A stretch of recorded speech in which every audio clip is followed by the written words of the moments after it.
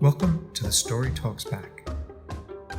Almost everything that we remember, think about, or imagine is a story. Stories entertain us, inform us, and even define us. They have upsides, and they have downsides. This podcast explores the power of story in every aspect of our lives. I'm Dave Stanton. Thank you for joining us.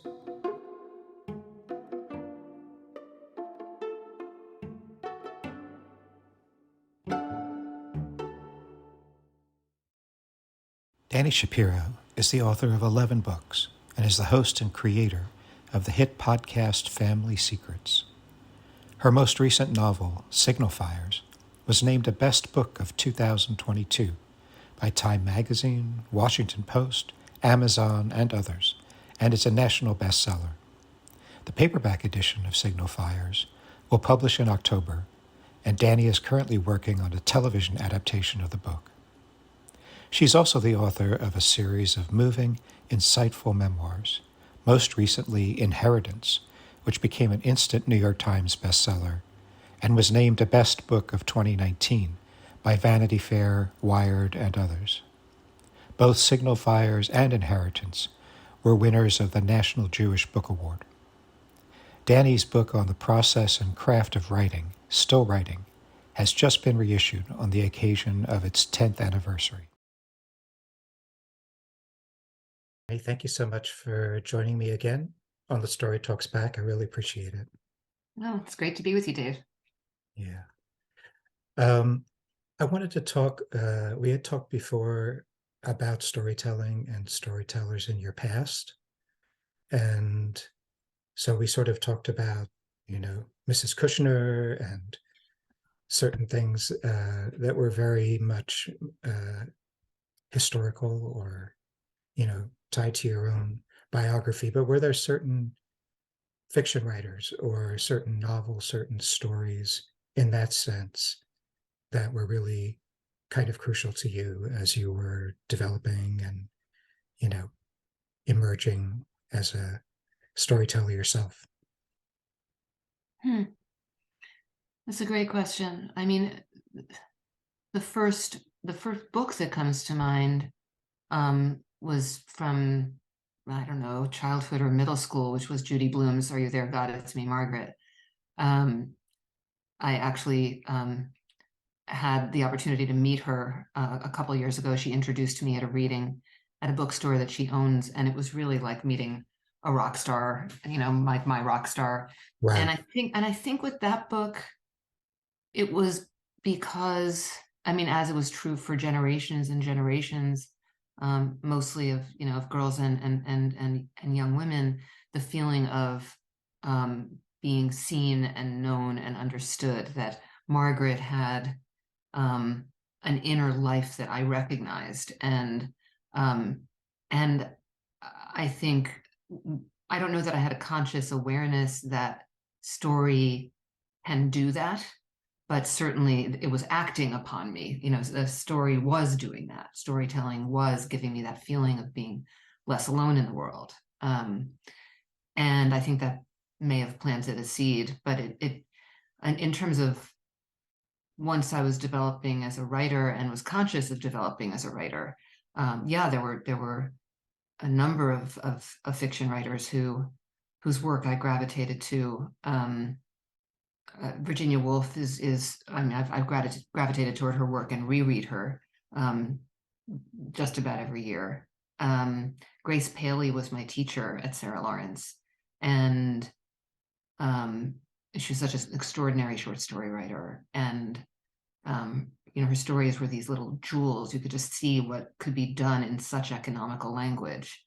And then others. It just changed over the years. There was a writer named Carol Mazo, who I was obsessed with when I was just starting out. And I haven't revisited her work in recent years, but I wonder how I would feel about her work today, because it's very lush and poetic and incantatory and uses a great deal of repetition. And I've kind of moved away from being interested in that kind of work and have been much more interested both in my own work and in what I read. Very lean, very precise language. I used to think that if one metaphor was good, then three strung together would be even better. And that is definitely not something that I feel anymore. Were there any writers who you felt were sort of like your talismans for signifiers? Like writers who you really felt were in the spirit of the book or really informing you? Yes, a few. Woolf, for sure, and her relationship to time, and the way that what I was trying to do in Signifiers in terms of the way that time moves. There was a novel by Charlie Baxter that I thought about a bit. I didn't revisit it, but I thought about it, and that was his novel, The Feast of Love. Interesting. I read Richard Powers' most recent novel, Bewilderment, after I had finished Signifiers, and yet those two books, Bewilderment and Signifiers, really speak to each other in so many ways. It's eerie. What else?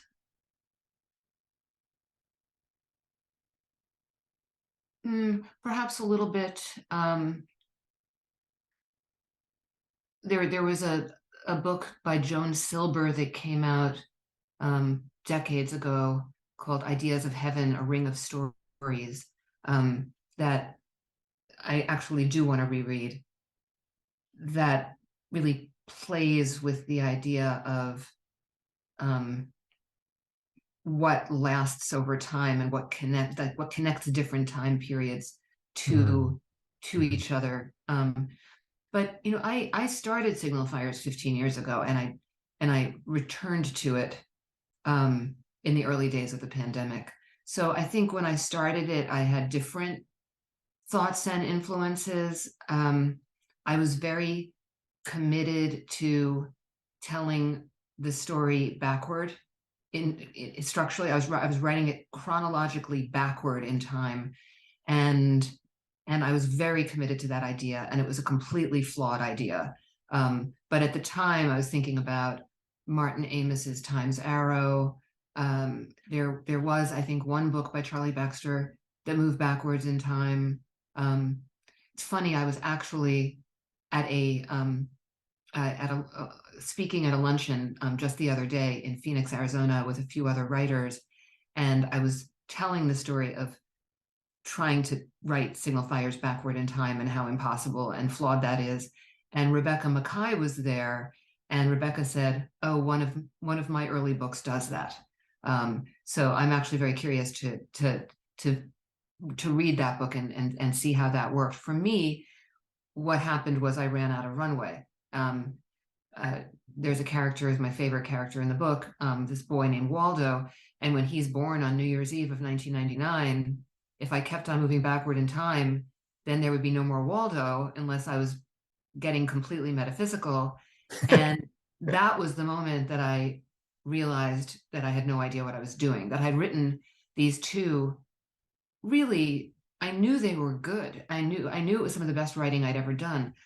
I knew the characters. I felt them deeply. The first, not the very opening of Signifiers, not that very beginning, but once we enter that night in 2010, and then that New Year's Eve night of 1999, I wrote those pages 15 years ago.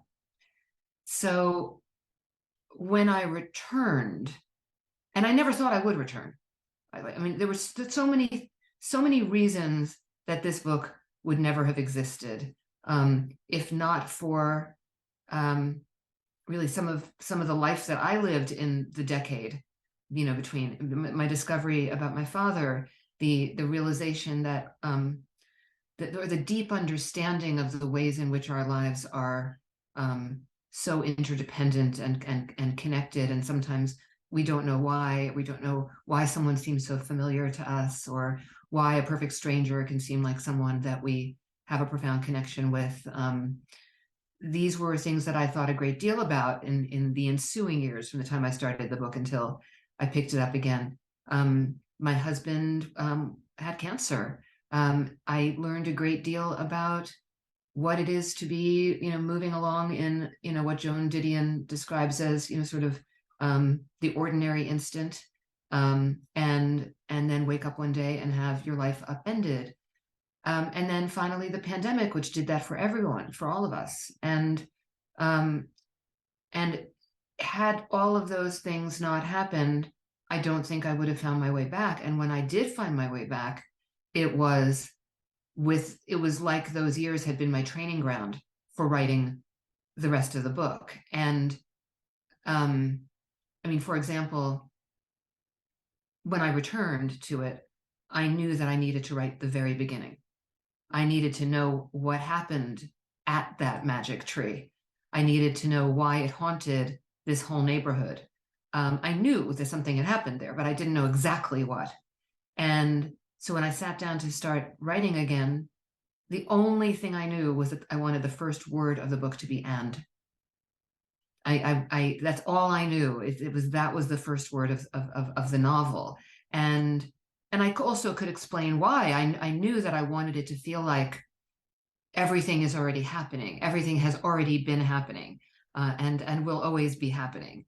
And then I also finally understood that a way of breaking up the chronology, which was very important to me. I had no interest in linear storytelling, and I really have very little interest in linear storytelling in general these days. I love literature that upends time, and that's what I wanted to do more than anything else. I think time is a subject at the center of Signal Fires.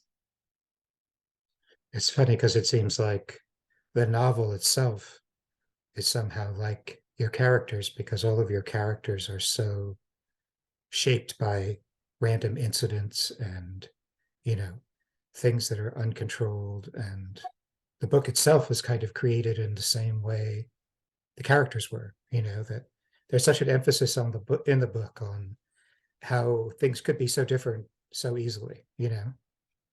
Well, I think that's been an obsession of mine for a long time.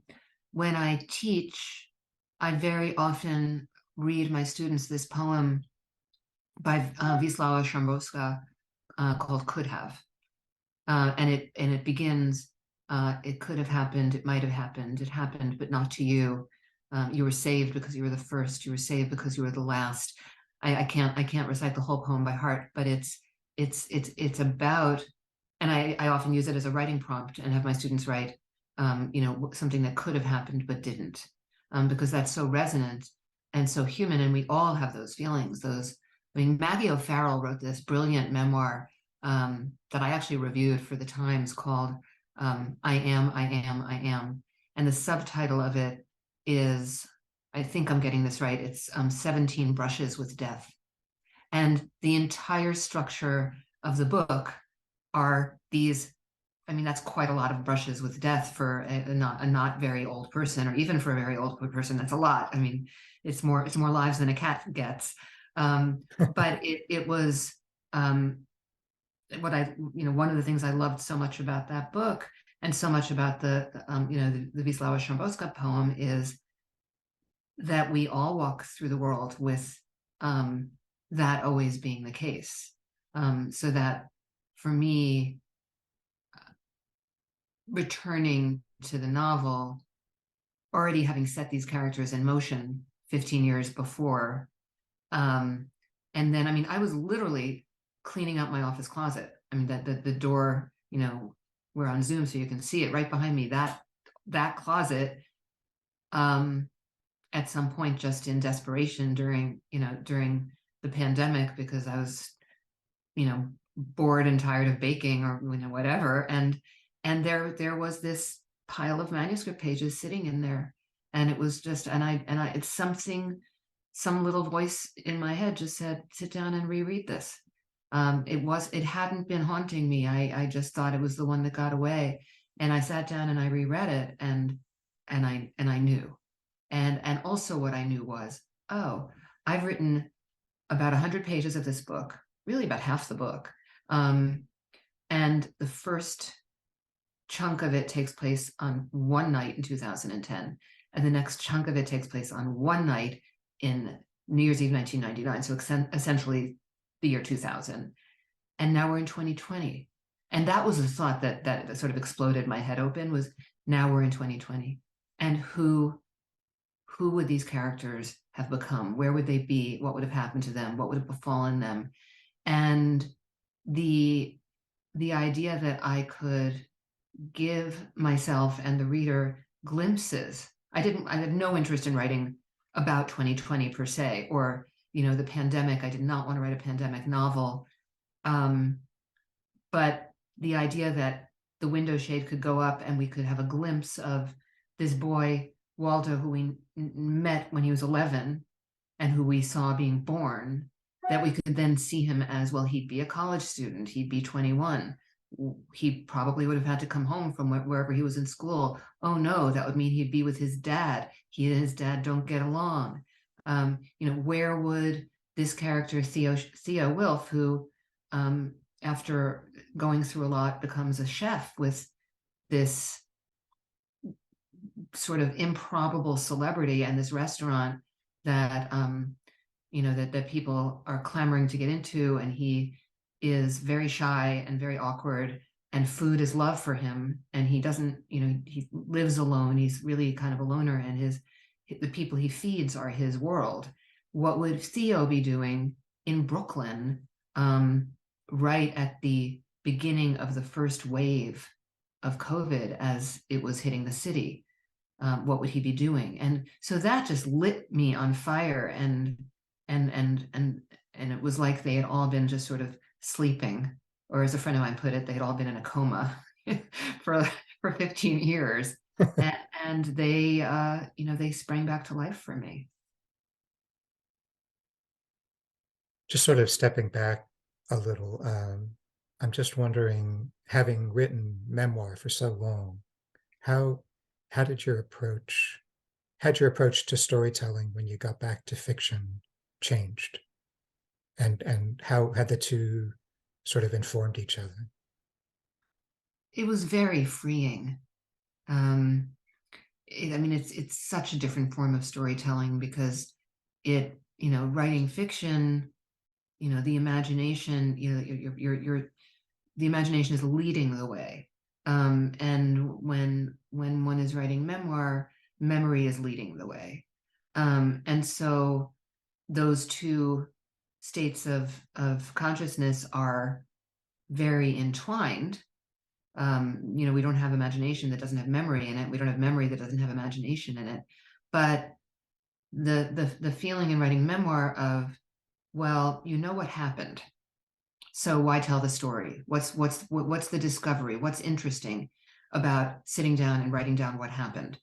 And my philosophy about memoir is that you're not sitting down and writing what happened. You're sitting down to write in an attempt to inquire and to excavate and to discover and to learn what belongs to what, but using there are guardrails, there are parameters, and that's both a challenge and a comfort, because as a memoirist, once you've chosen the window that you're looking out of that window, and that's where the storytelling comes from. And in fiction, at the beginning, and I didn't have to deal with that actually with Signal Fires, because I had already begun. And beginning's the hardest part. I mean, it's all hard, but I think it was Joseph Brodsky who once said, endings are difficult, middles are nowhere to be found, but oh, to begin.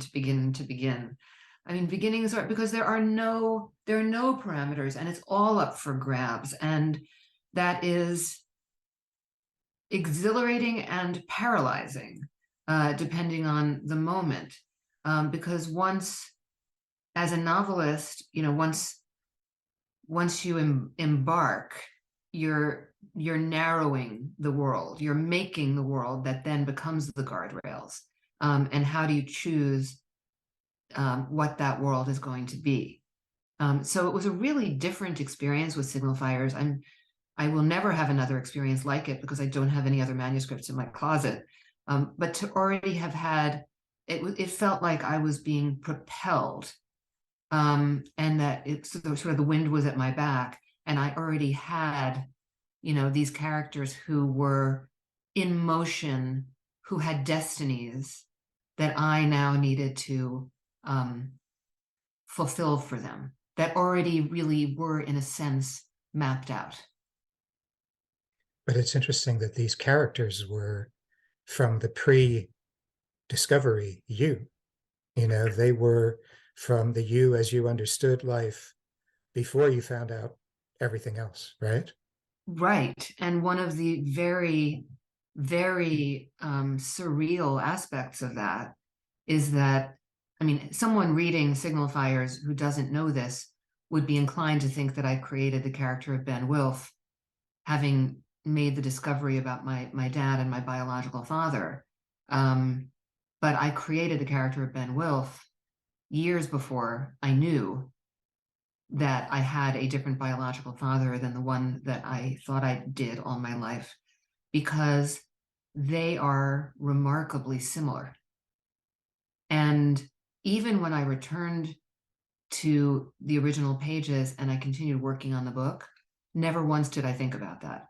I just didn't think about that. I thought a lot about interconnectedness and interdependence. I thought a great deal about the whole idea of, I mean, the idea of signifiers, in the title, and, what they mean are, there are multiple meanings, but to me, they connoted this way in which we are kind of illuminating or illuminated for each other. These characters who all are connected, some in obvious ways and some in ways that are invisible to them. But I didn't think, oh, Beowulf is so much like my biological father. I just never had that thought. I finished the manuscript and I gave it to my son to read, who he's now 23, so he must have been like 21 or so. And he read the manuscript and he came into my office and he was holding it in his hands and he said, "Mom, he's just like him." And like chills went through me, because as soon as he said that, I thought, of course. It's eerie and miraculous and marvelous and strange and uncanny, but he has the same medical specialty.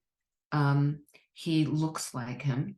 He sort of behaves like him, or sort of has his nature in a certain way. Very like keeps his own counsel, kind, but sort of brooks no fools. Wants to keep the peace in his family. You mean your biological father? My biological father. Huge reader, a reader of poetry, reader of prose. And how did I dream him up? Years before I knew that there was a human being on the planet who I literally came from, who I had no consciousness of, no clue about. And yet I did. And that, I mean, storytelling, I mean, it's like that already was literally inside me. So how do we even begin to parse out, like how in my unconscious meets up with my imagination did the character of, Dr. Benjamin Wilf come to be? I mean, storytelling taps into levels of knowing that may even be beyond the unconscious. Maybe it's DNA. Well, this was the first time that I felt that. I have felt before, certainly the like tapping into the levels of the tapping into the levels of the unconscious. So I don't remember if we talked about this last time we spoke, but I revisited all my early work, when I was writing Inheritance, and when I was I had a shelf full of books that would tell me what I thought or what I knew.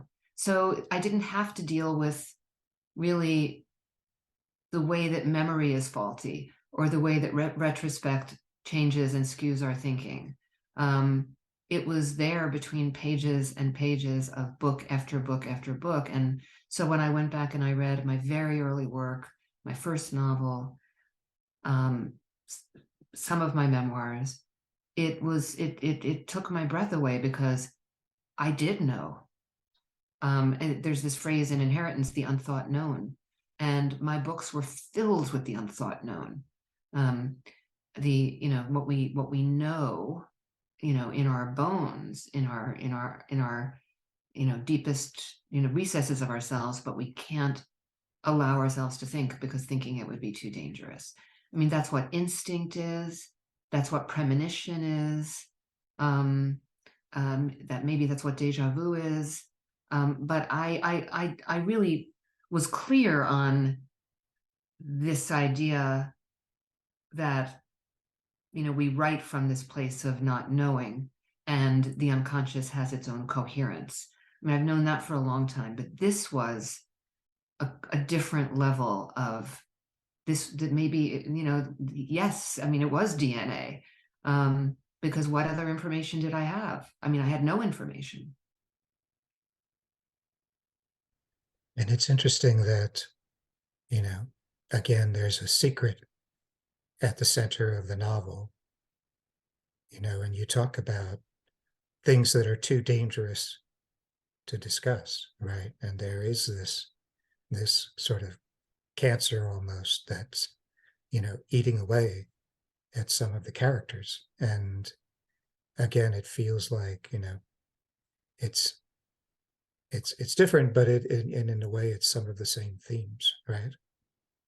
Absolutely. And the decision, or not really a decision, the sort of tacit agreement, to never speak of the events that happen at the very start of the book, to never speak of them, not only with other people, not only outside of the walls of their home, but with each other, and what that does to them, and the way that it distorts and shapes and um, it poisons all of their lives and some of their relationships for a long time. But it's not until you just asked me that question that I thought, oh, well, that's what the secret that my parents kept all their lives did in our family and did to me. Um, that's that's exactly what happened in my childhood and growing up, and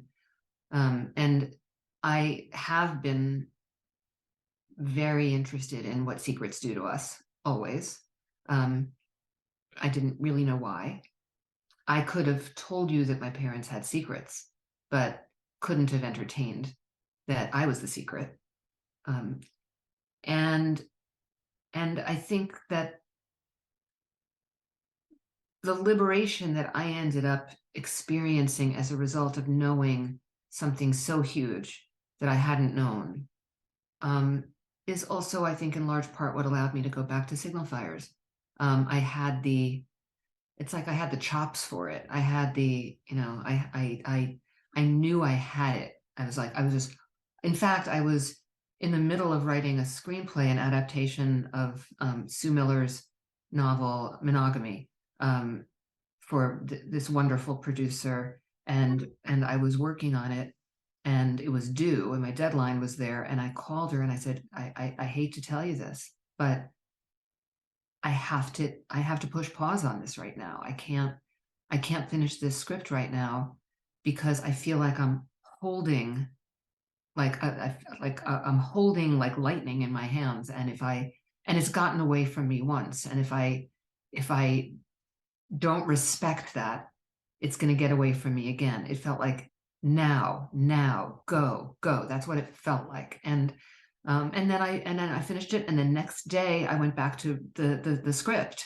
But I had to. I remember the way my calculus was: if somebody told me that this was going to fail and I wasn't going to be able to adapt monogamy, I would be sad because it was a great opportunity and I was really enjoying doing it.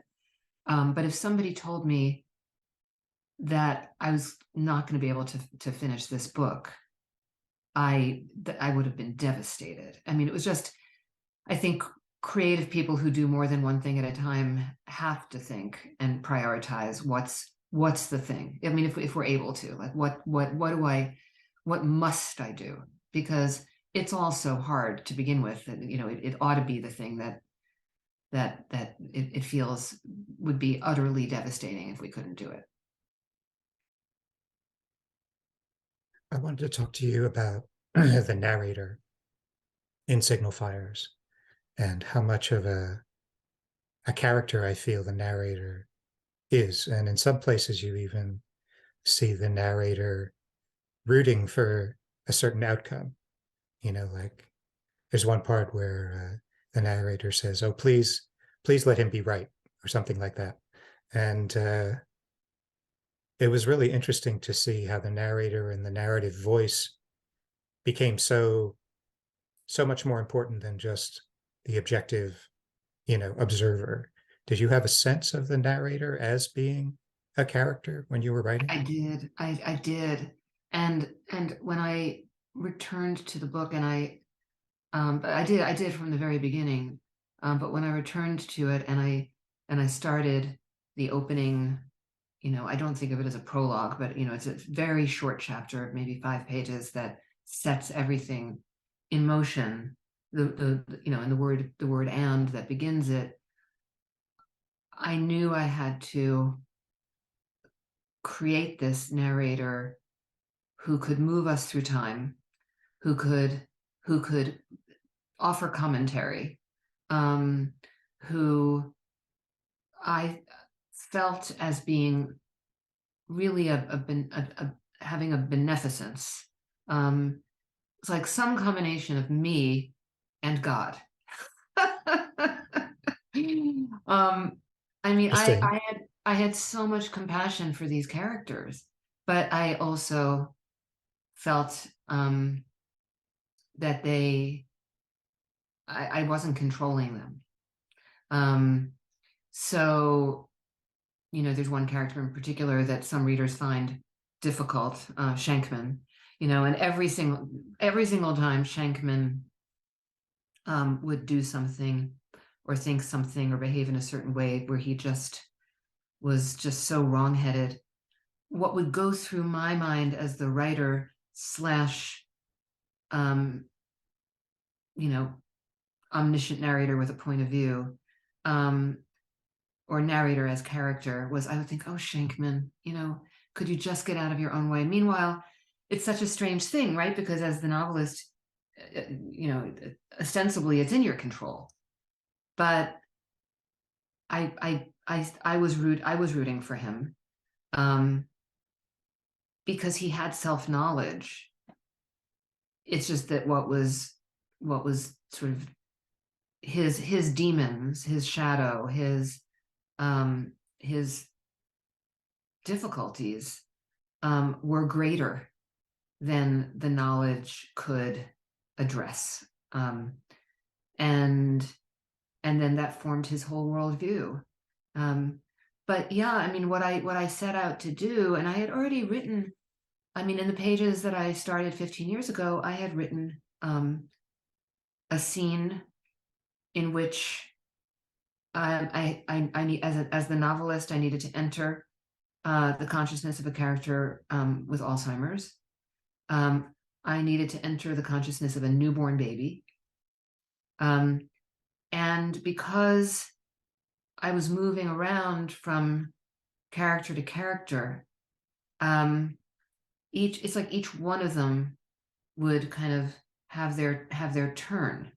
And when I read, I narrate the audiobook for Signal Fires, and they don't usually let novelists do that. I mean, publishers tend to let memoirists narrate, our own memoirs,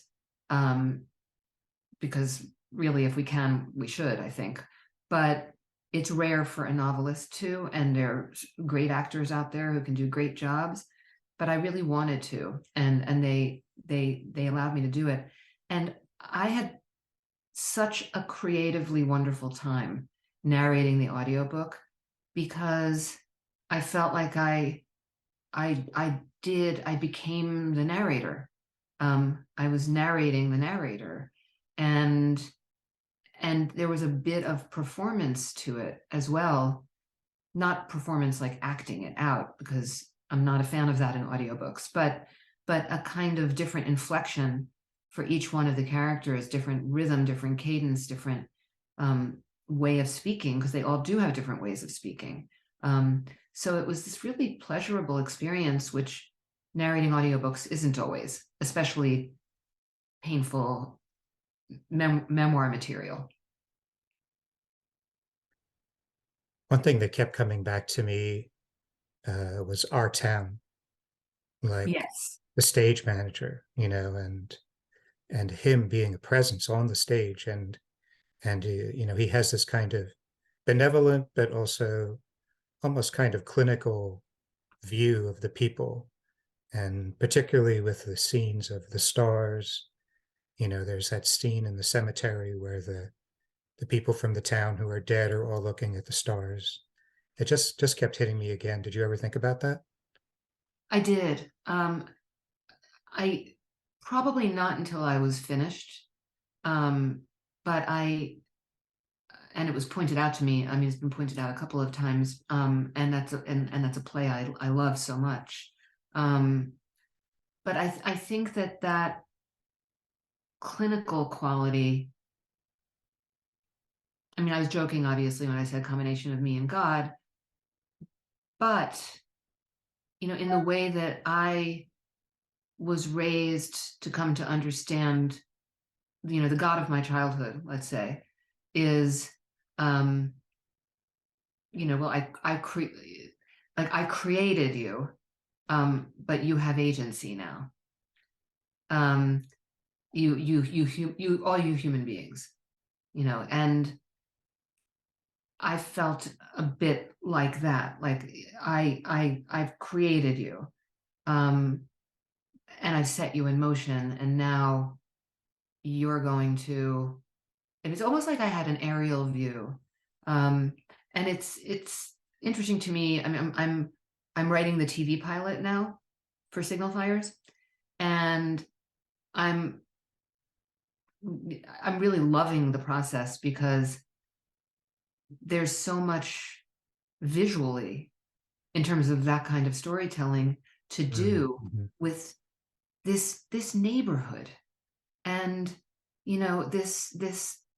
this tree and these homes and these people who move in and out of each other's lives, and who are um, witnesses to each other's lives in this very intimate way, and yet may have very little in common, and yet are part of this fabric of this community. And that was an idea that I really began with.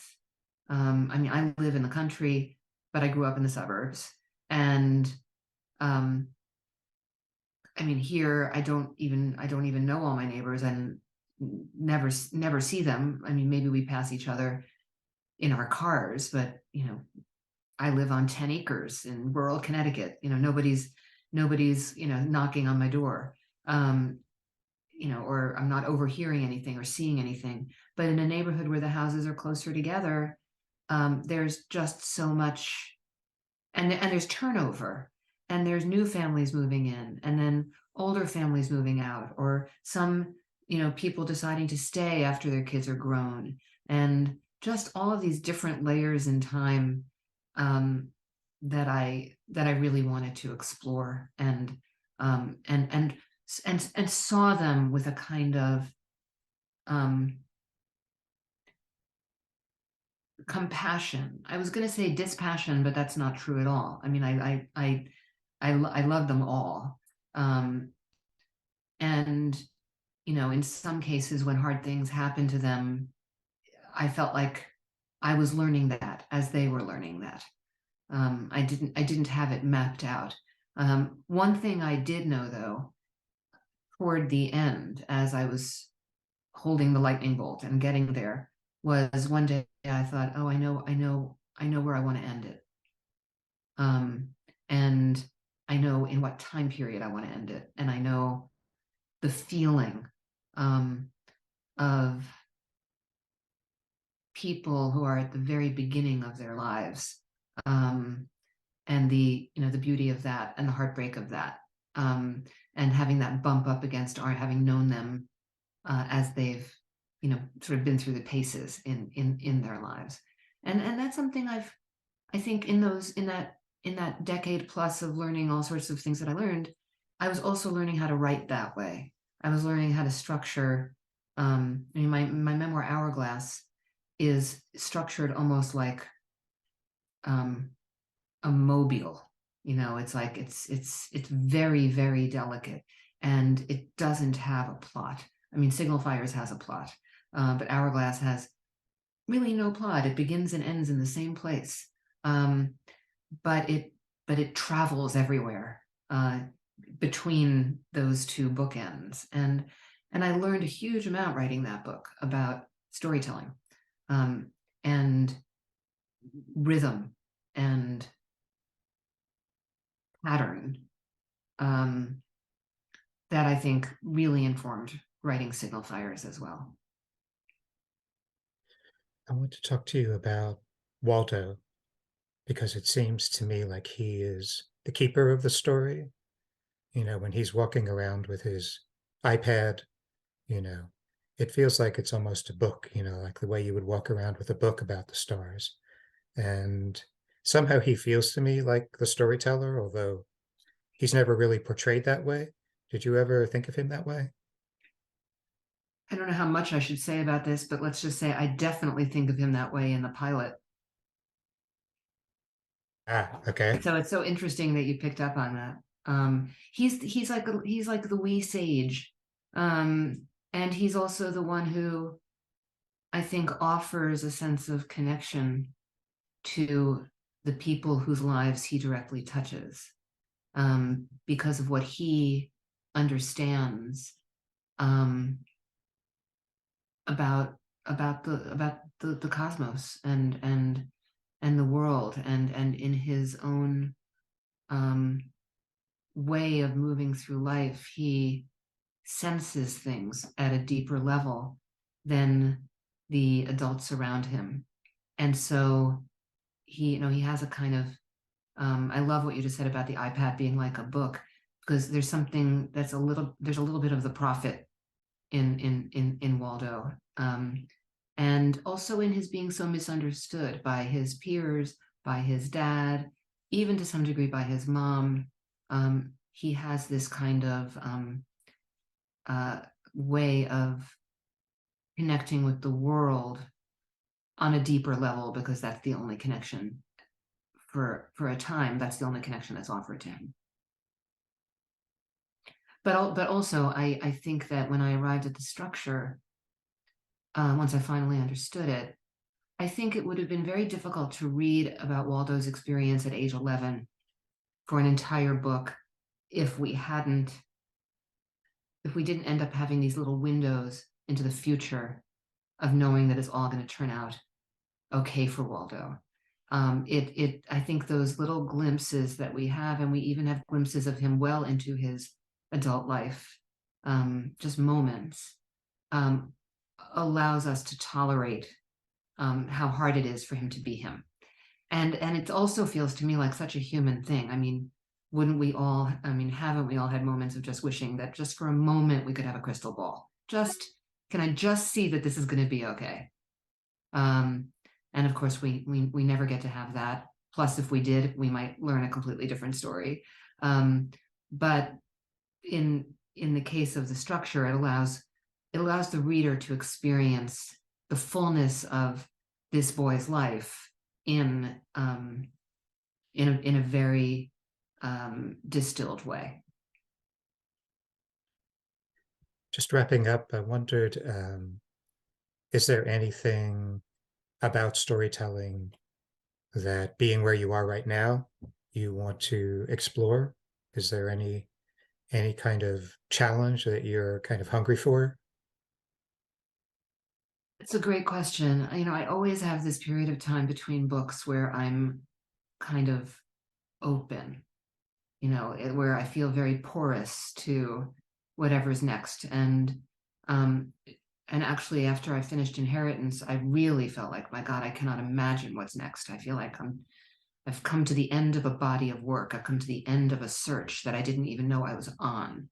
Um, and and then there was the great good fortune of rediscovering Signal Fires, and um, I learned so much about the the kind of storytelling that I want to do. I feel like I know more. I don't know much about subject matter, but I know the feeling I'm after. I know. I feel quite certain that I feel quite certain that my next book will be a novel, and I feel quite certain that it will play with time in a in a new way. I just want to keep on kind of pushing the envelope on that, because it just really um, it just fires me up and interests me so much. So beyond that, I don't know. But whenever I have glimmers of ideas, they have to do with they have to do with that. Well, thank you so much for making time to talk to me. Another great conversation. So thank you. Thanks, Dave. I loved it.